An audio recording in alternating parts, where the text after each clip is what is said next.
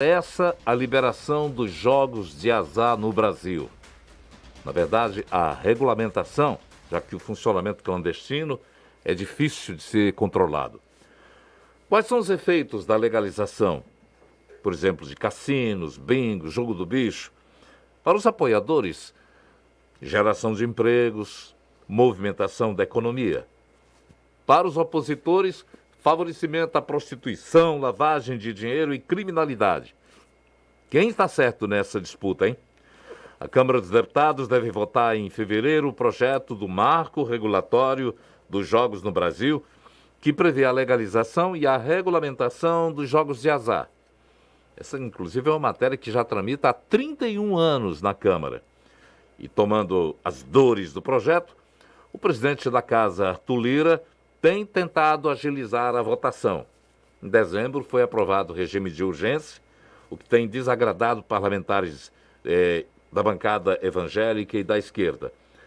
Não há de se negar que o assunto é polêmico, já que pretende liberar em meio físico ou virtual cassinos, bingos, apostas de cota fixa, apostas turfísticas, jogos de habilidade e jogo do bicho. Assunto polêmico que a gente vai tratar exatamente nesta sexta debate, com a participação de Rafael Mota, advogado e cientista político, Ricardo Gazel, doutor em economia pela Universidade de Illinois, nos Estados Unidos. Bom dia aos senhores, muito obrigado pela presença para analisar e debater esse assunto. Sejam bem-vindos. Bom dia, Nonato. Bom dia a todos que fazem a Rádio Jangadeiro. Bom dia, professor Ricardo. É um prazer enorme estar aqui para discutir um assunto que, apesar de antigo, é um assunto que volta e meia sempre vem a polemizar nas mais variadas rodas de conversa, né? Fico muito feliz de estar aqui ao lado de pessoas tão imponentes como vocês. Obrigado. Bom dia, professor Ricardo. Bom dia a todos. É um prazer estar aqui. A intenção é contribuir para esse debate, né, para quando for votado no Congresso Nacional, que as pessoas saibam o que vai estar sendo votado e as consequências desse projeto para a sociedade brasileira. Prazer muito grande estar com vocês aqui. Eu já gostaria de saber do senhor, o senhor é a favor ou contra? Eu sou contra, baseado absolutamente nos argumentos econômicos. Eu não sou uma pessoa religiosa de forma alguma, mas tenho estudado esse assunto faz, 30 anos, quase, desde que eu fui professor de economia na Universidade de Nevada, Las Vegas. Foi ali que eu comecei a me interessar em estudar a indústria do jogo, e desde então eu tenho feito muitos estudos, publicado muitos artigos nessa área, né, e analisado os projetos que têm sido, como o Rafael disse, já tem muito tempo que estão tentando aprovar no Brasil, e desde então eu tenho seguido esse assunto. Ricardo, qual é a sua posição? É contrário? É a favor? Deixa eu ver se ele... Pois não. Está nos ouvindo?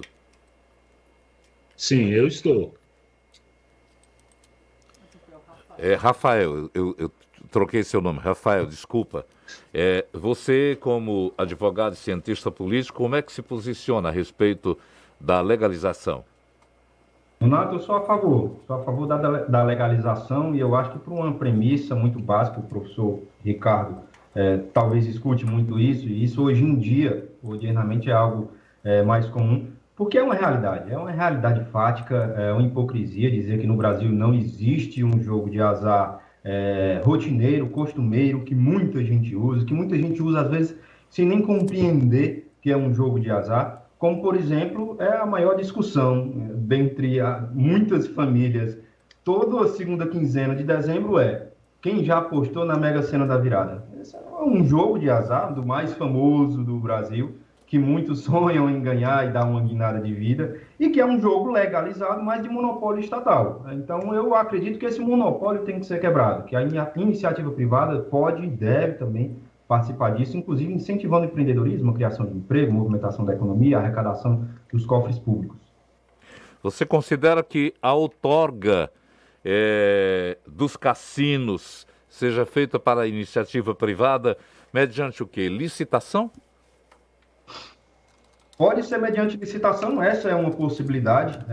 Enfim, pode ser mediante a criação, como existe em alguns países, de distritos onde haja essa permissão para a concessão da permissão de uso, de exercício, de exploração do direito econômico, do jogo de azar. Obviamente, tudo isso através de normas rígidas, de uma regulamentação rígida, de compliance, de fiscalização, para que a gente possa ter o mínimo possível de malefícios à sociedade.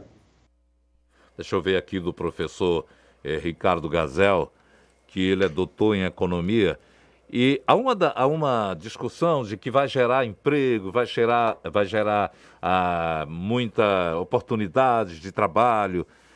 Essa é uma visão que não lhe agrada, professor? Não, me agradaria muito se isso fosse verdade, mas como não é, não me agrada. Por quê? O Rafael tem toda a razão quando ele diz que já existe jogo no Brasil, é verdade, já existem as loterias estatais e também existe o jogo ilegal no Brasil. Né? Tem muito cassino clandestino, tem máquinas caça-níqueis. A questão que eu coloco é de que a legalização não vai acabar com o jogo ilegal no Brasil. Isso é tranquilo. Isso eu tenho a mais absoluta certeza por várias razões. Primeiro, o projeto que está no parlamento, né, ele requer investimentos muito altos para a legalização.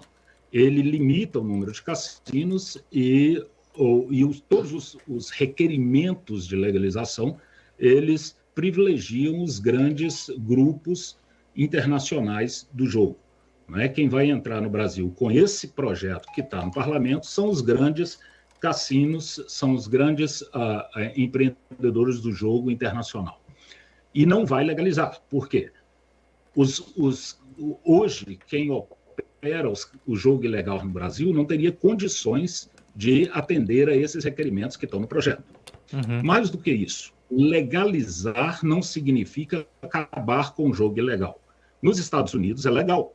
No entanto, o relatório dos empreendedores do jogo, né, dos donos de cassino, das empresas de jogos nos Estados Unidos, o ano passado, da associação delas, reclamava do governo que permitia, que não estava combatendo o jogo ilegal, que estava aumentando muito nos Estados Unidos.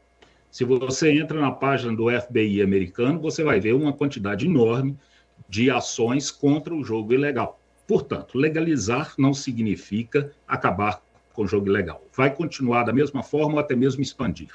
Basta ver isso com a questão do cigarro no Brasil. Cigarro é legalizado. A compra de cigarro você pode comprar em qualquer esquina. Né? No entanto, a Anvisa publicou uma lista, o ano passado, com mais de 90 marcas ilegais que são vendidas no Brasil, e o Instituto Nacional do Jogo estima que 40% dos cigarros que são comercializados no Brasil são ilegais. Portanto, vamos continuar com a mesma coisa. O projeto, ele legal. Houve um corte. Para grandes empresas. Houve um corte na sua participação, finalzinho do seu comentário. Eu gostaria até de, enquanto a gente estabiliza o som e a imagem que estamos transmitindo pelo YouTube, pelo Facebook, lembrar aqui aos ouvintes que no Brasil os cassinos eram permitidos até a proibição pelo presidente Eurico Gaspar Dutra. Isso aconteceu por um decreto. Você sabe dizer para a gente, você que é a favor, Rafael, a que se deve a proibição naquela época, fechando um dos maiores cassinos da América Latina, que era o Cassino da Urca? O que levou à interdição? Donato, só complementando aqui a fala do professor Ricardo, obviamente que legalização nenhuma faz acabar o que é ilegal. Né? As armas de fogo aqui no Brasil são permitidas em condições muito restritas. Né? As pessoas que obedecerem àquelas condições podem requerer junto à Polícia Federal a obtenção do porte para ter arma de fogo ou a permissão das Forças Armadas para ter a posse dessa arma de fogo. Isso não significa dizer que não existem armas de fogo ilegal no Brasil. Pelo contrário, o tráfico de armas é a segunda maior movimentação ilícita de recursos no Brasil. Então, não é porque existe uma regulamentação que isso vai acabar com a parte clandestina. Obviamente, toda regulamentação vem a tentar controlar mais. Por que que é importante haver esse controle? Para que a gente possa minimizar os efeitos maléficos e tentar tirar um retorno positivo disso. Obviamente, isso você tem que fazer em cima do que faz mal, do cigarro através da tributação, das bebidas através da tributação e, naturalmente, dos jogos de azar através da tributação. Ora, quantas pessoas a gente não conhece que usam aqueles aplicativos de apostas esportivas online? Ou quem faz, por exemplo, quem joga poker nas casas de jogos que existem, que são ostensivas à frente de todos, em grandes avenidas, nos centros econômicos do Brasil, ou mesmo nos aplicativos online, no celular. Eu conheço várias pessoas que fazem uso desses mecanismos. A diferença é que enquanto esse mercado movimenta cerca de 19 bilhões de reais por ano, sem nenhuma tributação, sem nenhum controle, sem nenhuma reversão à sociedade, por outro lado, a Caixa Econômica Federal, no seu monopólio estatal de exploração dos jogos de azar, movimenta 13,8 bilhões. E não tem nem metade dessa reversão para a sociedade. Nesse sentido, o que é que eu estou querendo falar? Que, obviamente, apesar de não resolver o problema da legalidade, mas, obviamente, vai conseguir trazer um maior controle para o Estado disso, de algo que já é uma realidade e que apenas se tapam só com os peneiros. Vamos lá, o jogo do bicho tem em toda esquina. Ninguém faz nada. E acontece. Ora, tem grupo de WhatsApp para jogo do bicho. Tem grupo de WhatsApp para aposta esportiva online que tem os bookings, agenciadores, que fazem e tiram sua comissão em cima de plataformas estrangeiras em que o valor vai para o estrangeiro.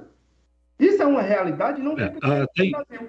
Hoje, desde 1945, como o Nonato falou, que o presidente Dutra tirou os cassinos do Brasil, proibiu os cassinos do Brasil, não existe por um motivo tão somente conservador. Um motivo que, obviamente, e há de se respeitar a parcela da sociedade que entende essa necessidade de uma maior proteção social, ou enfim, essa ala conservadora, entende que o jogo de azar é mal para a família, faz mal para as pessoas que podem virar aditos, enfim, e obviamente o faz, qualquer vício faz mal, mas o importante é que a gente possa minimizar os efeitos maléficos desse vício e com uma arrecadação melhor tentar trazer um retorno maior para a sociedade.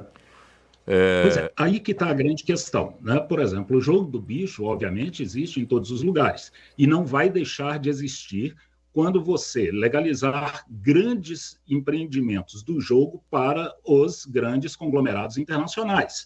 Nós não estamos falando aqui, sabe, de eliminar o jogo ilegal. Da mesma forma, e a regulamentação não vai nesse sentido. Portanto, se hoje pode combater, por que não pode combater o jogo ilegal que existe sem legalizar mais jogo?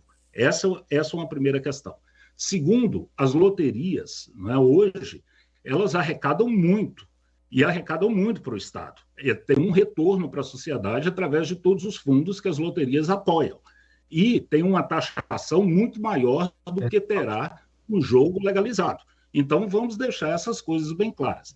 Quanto à arrecadação, a grande questão é de onde vai vir o dinheiro que vai ser jogado nos cassinos. Tá? Os cassinos só vão poder arrecadar a partir do momento que pessoas percam dinheiro dentro do cassino para que o cassino possa arrecadar. De onde que vai vir esse dinheiro? Ele vai vir de outras atividades econômicas, né, que hoje se a pessoa vai a um cinema, vai a um teatro, vai a um show, compra um tênis, essa demanda vai para o cassino.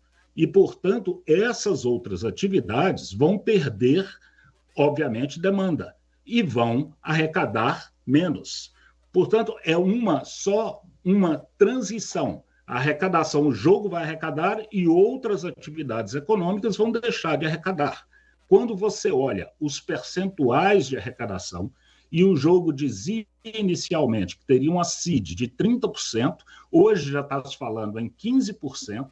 Na verdade, no frigir dos ovos, o Estado vai perder a arrecadação com isso, porque esses recursos que vão sair da economia para o setor do jogo, eles vão deixar de arrecadar e, mais do que isso, vão eliminar empregos. Hoje, 1% do PIB mantém mais de 800 mil posições de emprego. O jogo está falando em criar 650.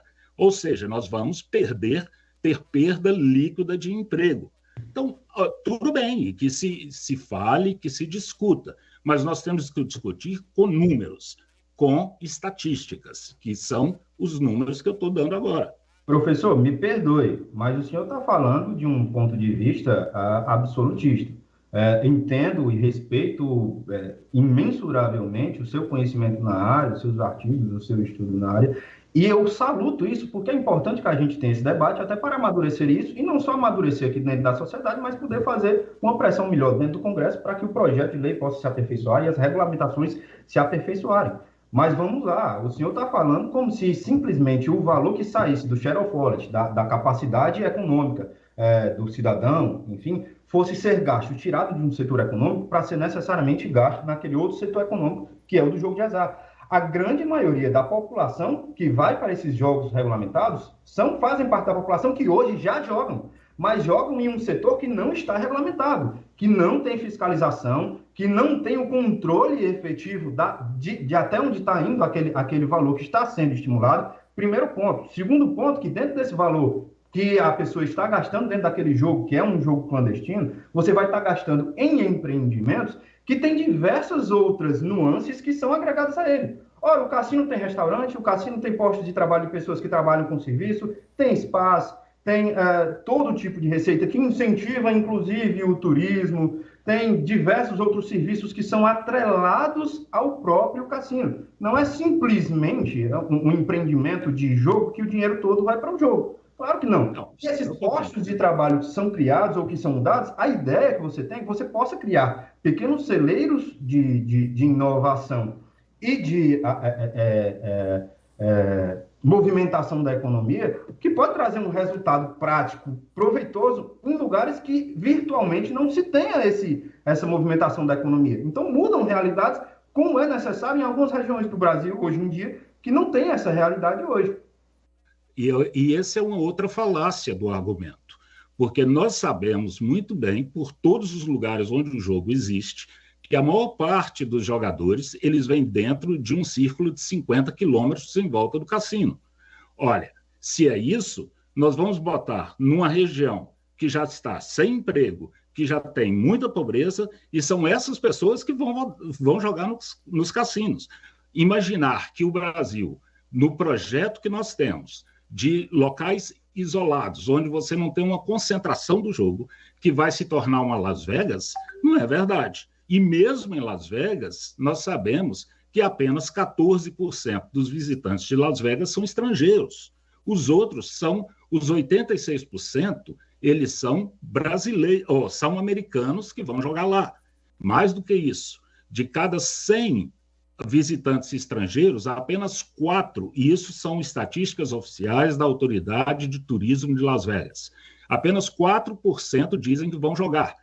Com os dados de quanto tempo eles jogam, de quanto eles jogam, quantas vezes eles vão a cassino e tudo mais, se estima que menos de 4% das receitas dos cassinos de Las Vegas, que é a meca do jogo, vem de estrangeiros.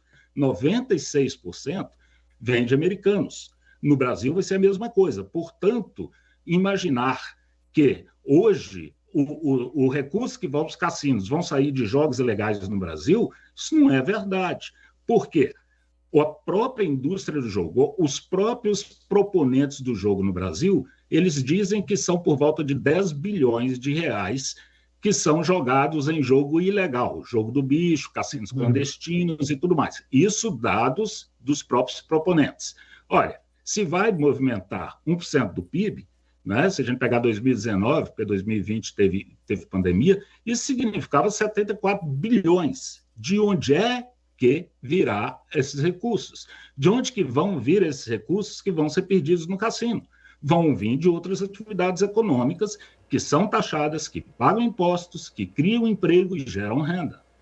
Professor, o senhor falou algo muito importante, mas é importante ressaltar também que Singapura mais que triplicou o número de turistas depois que abriu os jogos de azar. Né? Realidades, obviamente, hão de ser estudadas, os seus efeitos práticos e até onde isso equivale, hão de ser estudados. Mas a verdade é que, por exemplo, do recurso que é movimentado em Las Vegas, não necessariamente um recurso que vai para o jogo de azar, Mas o fato de Las Vegas ser o paraíso do jogo de azar atrai muitos turistas para as outras atividades.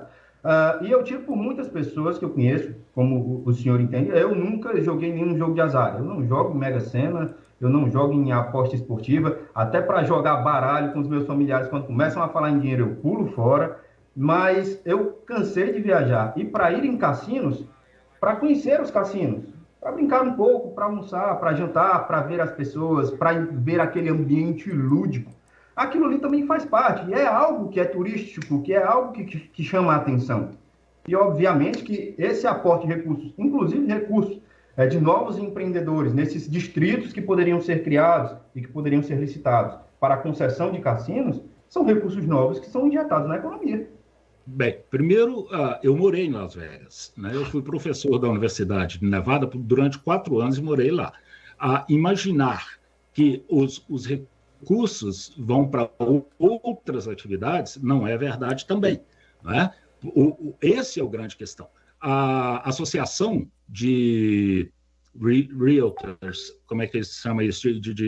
Da parte de vender de imóveis, comprar... Como? Imobiliários.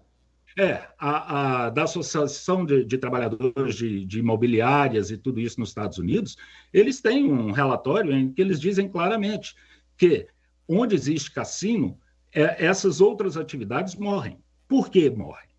Porque o jogador de cassino, ele fica no cassino o tempo inteiro. E o cassino é projetado para isso. Ele não tem janelas, a luz é eficiente para ele manter o jogador todo o tempo dentro do cassino. Em Atlantic City, tá? Quando foi legalizado os jogos em Atlantic City, nos 2 anos depois, mais de 50% dos restaurantes fecharam, dos restaurantes que existiam. Por quê? Porque o cassino oferece bebida mais barata, ou quase de graça, comida mais barata, ou quase de graça, e o cara não sai dali. Diferente de um cinema. Você tem um cinema, a pessoa vai, passa 2 horas ali, sai, tem uma lanchonete ao lado, tem uma sorveteria, ele vai fazer um lanche com a família.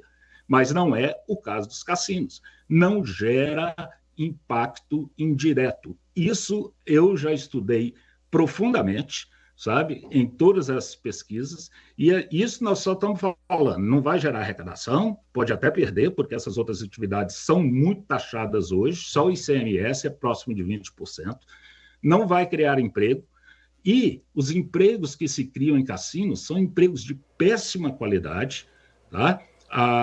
Se você entrar na página do Ministério do Trabalho dos Estados Unidos, né, do Labor Department, você que vai ver que 98% das posições de cassinos ou da indústria de jogo nos Estados Unidos estão entre os 13% que menos pagam nos Estados Unidos. Sabe? Então, nós temos que olhar, são esses dados. É uma falácia imaginar que o jogo vai ser solução para alguma coisa. Não vai. Vai criar muitos mais problemas. Vai reduzir a arrecadação, vai reduzir emprego e vai ter um custo social, principalmente devido aos ludopatas, as pessoas que adquirem um distúrbio com o jogo, que é altíssimo. Mas nós não temos condições hoje no Brasil, nós não temos nem mesmo tecnologia, nós não temos recursos para fazer uma supervisão forte o suficiente, como é feito em outros países. E essa questão de... Só terminando com essa questão de atrair turistas, você pode citar Singapura, mas, por exemplo, a indústria está sempre citando a África do Sul e Portugal, né? De 91 a 2019, a chegada de turistas estrangeiros no Brasil foi maior do que na África do Sul e em Portugal.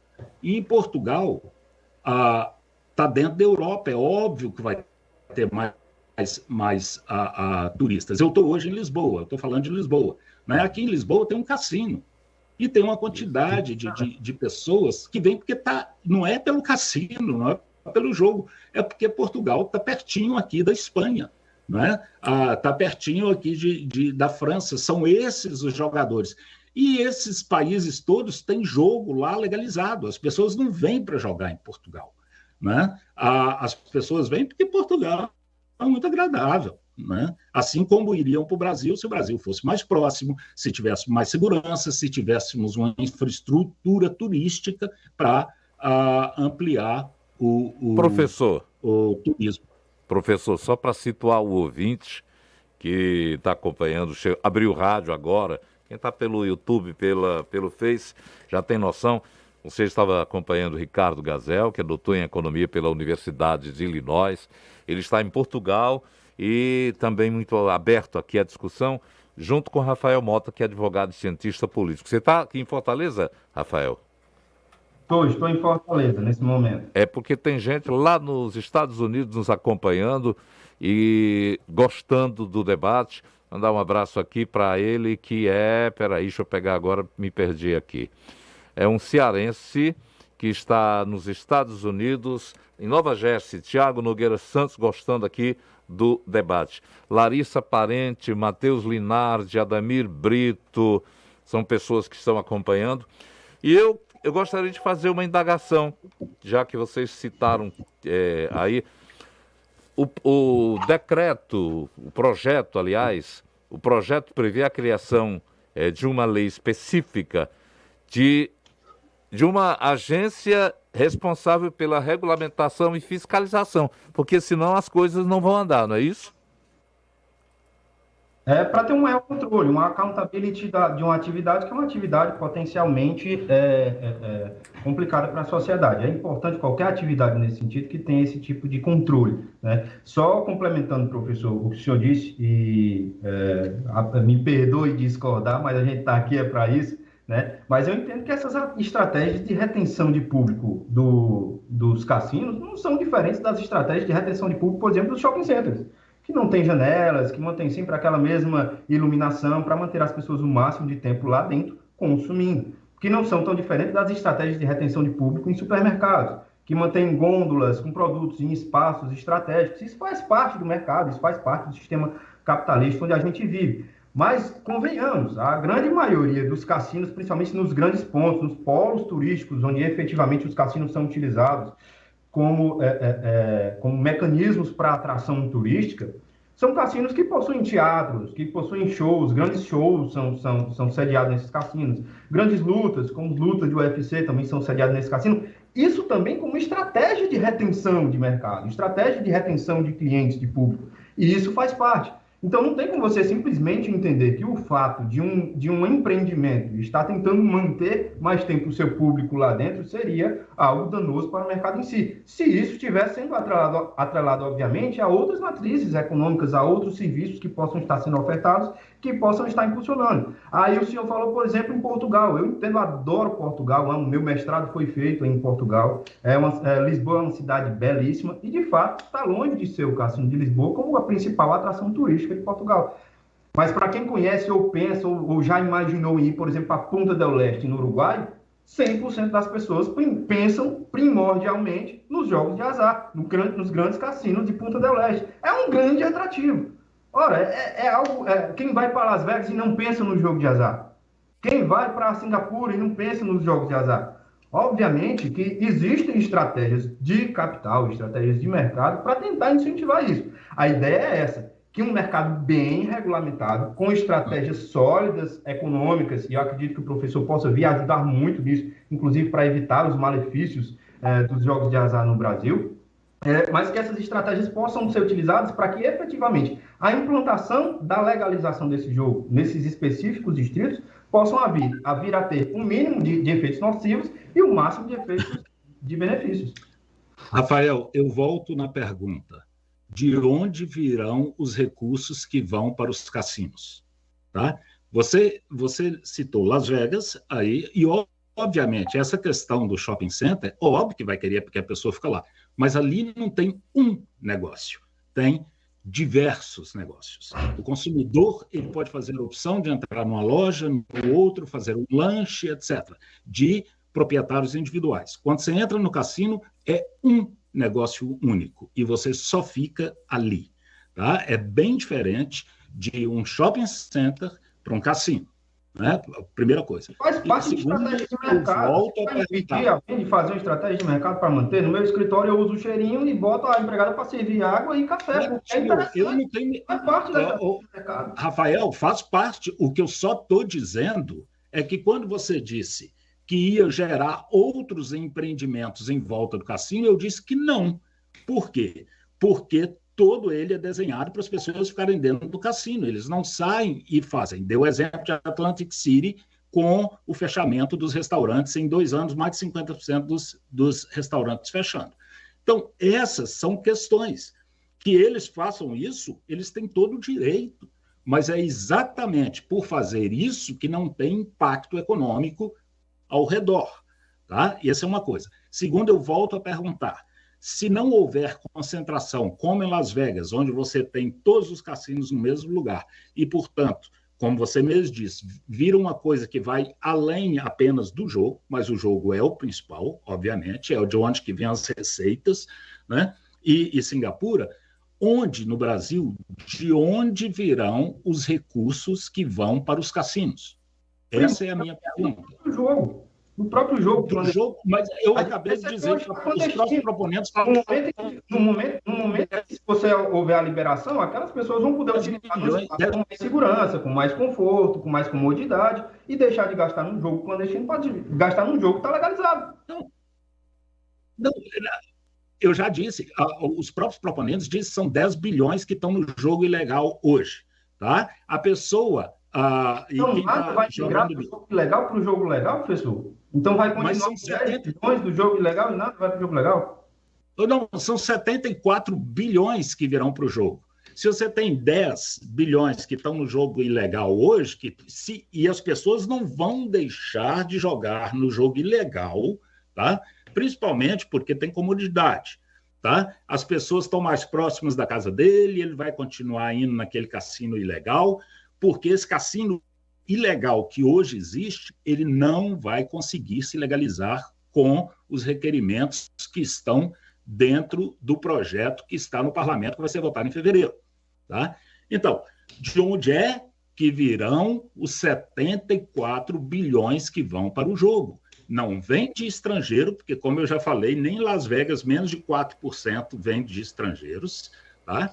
Não virão dos jogos ilegais, porque eles vão continuar.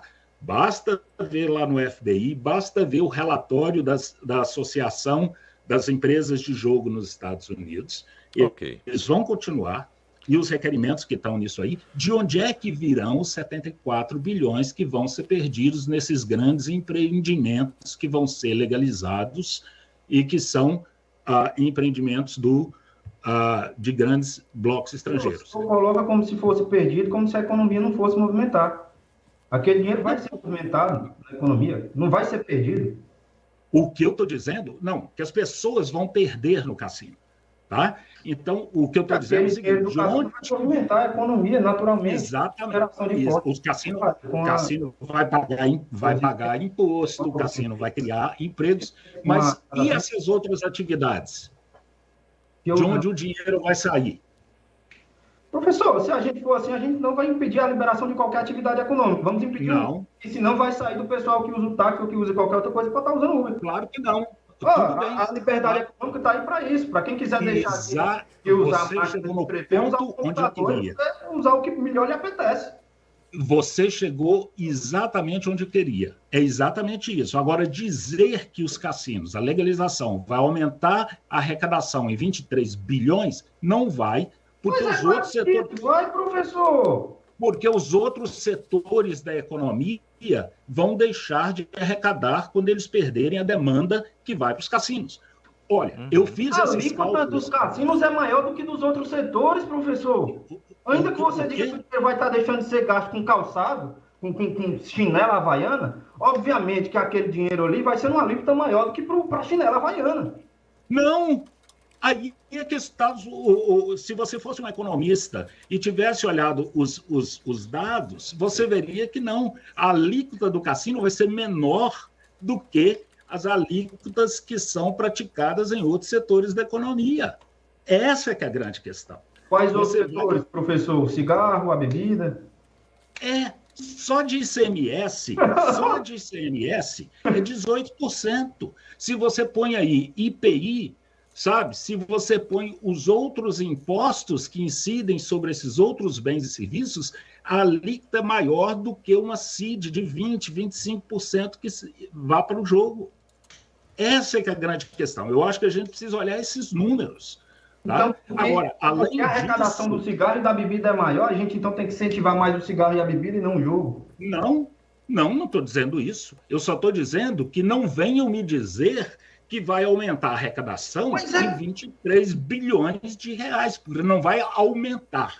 O resultado líquido... Perdoe, se a gente olhar, me perdoe, mas se a gente olhar, inclusive, o lado maléfico do jogo, que é, por exemplo, aquele viciado no jogo, que deixa, por exemplo, de comprar comida para a sua casa, para estar gastando dentro do jogo, ele está deixando de gastar com comida, que tem uma alíquota menor, para gastar com jogo, que vai ter uma alíquota maior. A arrecadação, nesses termos práticos e objetivos, obviamente que vai aumentar. Eu concordo com o senhor do ponto de vista de que há malefícios nesse sentido, nesse ponto específico que eu estou exemplificando. Senhores. E talvez esse é o principal motivo da gente precisar ter uma arrecadação para que a gente tenha campanhas de incentivo, a gente tenha mecanismos de saúde pública dentro das nossas redes de atenção psicossocial que possam atender essas pessoas, como hoje acontece com aqueles que são ébrios, alcoolistas, como hoje acontece com aqueles que sofrem, por exemplo, do tabagismo. Enfim, essa taxação alta Rafael, que faz isso é justamente para isso. Ricardo, meus senhores, a gente está chegando ao fim desse ótimo debate que dá até para entender porque há 31 anos o projeto está lá por conta exatamente de opiniões que nesse se interpõem, favoráveis ou contra, mas é um assunto realmente que merece atenção. Nós colocamos duas visões e o ouvinte pode fazer a sua avaliação. Rafael Mota, advogado e cientista político, a favor. Ricardo Gazel, doutor em economia pela Universidade de Illinois, que poderia... Eu até imaginei que o senhor, como economista, dissesse assim, eu vou ser a favor, porque vai ter mais renda para o país. Mas a sua demonstração e as suas colocações nos dão também o direito de ouvir-lhe e integrar-se a esse debate, a essa polêmica. Muito obrigado pela participação dos senhores, advogado Rafael e o professor Donato, Ricardo. Permite apenas um adendo aqui. Pois professor não. Ricardo, adorei conversar com o senhor é fantástico. Eu quero estudar mais dos seus artigos e eu acredito, inclusive, que a gente pode melhorar o texto que está hoje lá no Congresso e ter uma regulamentação mais eficaz com os seus conhecimentos. Eu acho que os meus conhecimentos, a melhor forma de eu contribuir é tentar de que não seja aprovado no Congresso. Deixa eu só fazer uma indagação aqui. Acho que o único... Deixa eu só fazer uma indagação final. A resposta é rapidez. A bancada evangélica, eu vou colocar o assunto religioso aqui. A bancada evangélica diz que não vai medir esforço para evitar que a legalização aconteça.